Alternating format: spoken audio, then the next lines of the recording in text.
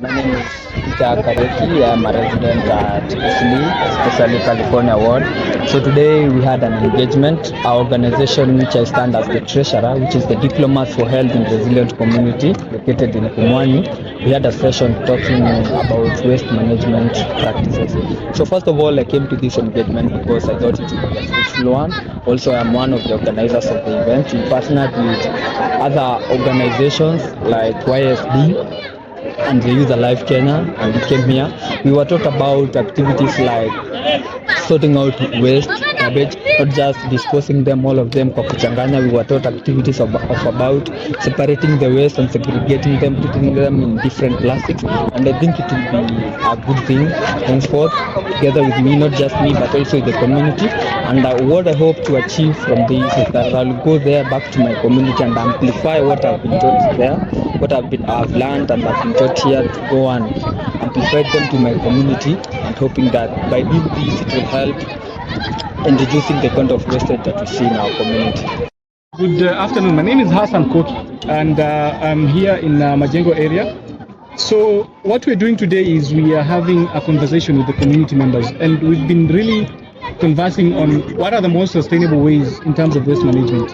And what we are aiming to do is more on behavioral change of the community, because waste for the longest time has been a menace here, and it's a menace that can be done away with if we only put in the sustainable method or measures.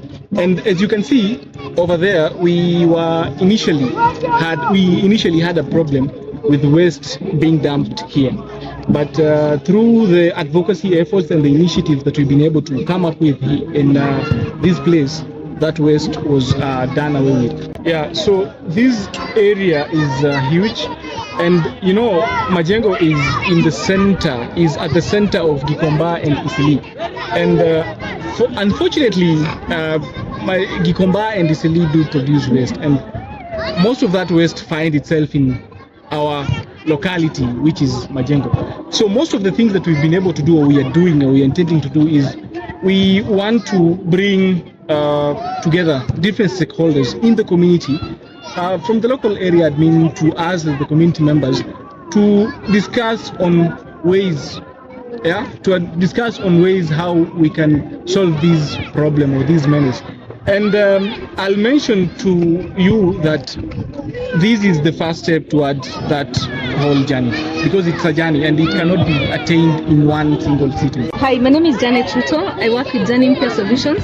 At Jani Mpya, we advocate on, we share on knowledge building and capacity building on waste management, working with the community, the CBOs, like today what we had in partnership with Youth Alive, together with Eco Minds, to just have a discussion, community conversation on waste management.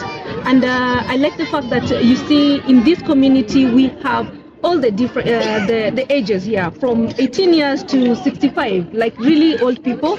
I like the fact that we have the youth, we also have women. And the reason why we have all these people is that waste affects everyone, every and each of us. So when we have this conversation on understanding what are the issues that we can get from waste, improper disposal, when you don't segregate waste, what are the issues that we get? So the conversation that we are having with the community is to show them, if you have plastic, what can you do with that plastic? You know, there's a lot of waste. Can you segregate that waste? And probably it becomes a resource. When you sell, it gives you money. And that is what we are trying to show the youth here, so that they can be able to have that mindset of waste is wealth, and change the mindset of waste is just waste. Yeah. As you can see, I like what Hassan talked about. We are in the middle of between Gikomba and Isili. In the river, as you see, there are so many straps, and these straps, what happens to the straps? They hold the waste that are moving. Yeah, so the river cannot flow well. But if we know what we can do with those straps, if we find ways of disposing or having a circularity in that strap, then we'll not have this.